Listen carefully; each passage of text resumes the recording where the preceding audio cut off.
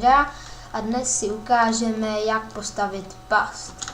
Budeme k tomu potřebovat hlínu, píst, redstone repeater a pressure plate. Bude to vypadat takto.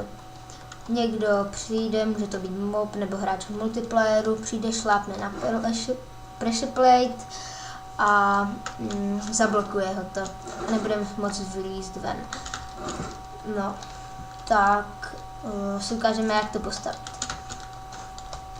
Jako první dáme někam na rovnou plochu pressure plate, 2 dáme na sebe, po každý об jednu mezeru. Dáme to ze všech stran.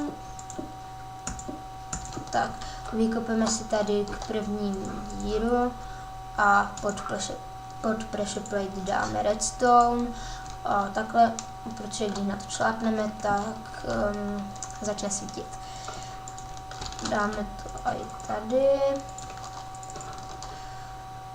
Takhle a takto. No, to je jedno, jak to máte. A teď, když na to šlápnu, tak jak vidíte, tak se spodní píst vysune. Teď to uděláme až nahoře. Takhle. Navedeme redstone nahoru a taky tam dáme repeater. A teď už se vysunou oba písty. A teď to uděláme na druhé straně. Tak tady to už nemusím dávat pod, protože to tam už je. A teď to... omlouvám se, dostal jsem mlák. Dobré, už mi to funguje. Tak to dáme tady. Tady taky. Takhle. Zase dozadu to navedeme. Dáme tady dolů další repeater, potom to dáme nahoře. Navedeme tam redstone a dáme repeater. Tak tady to už bude jednodušší. Tady si to jen takhle propojíme. Tady tak a repeater teď nahoru.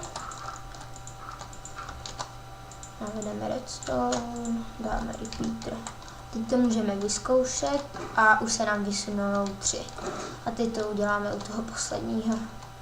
Tady to taky jenom navedeme.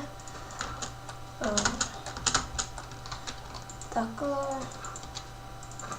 Tak. A repeater.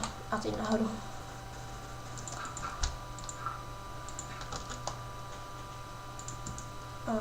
Takhle a dáme repeater. Tak teď, když někdo přijde, šlápne na to, tak ho to zabarikáduje a nebude se moc dostat ven. Tak a to bude pro tenhle díl všechno. Jestli se vám tohle video líbilo, tak lajkujte, odebírejte. Tak čauky u dalšího videa.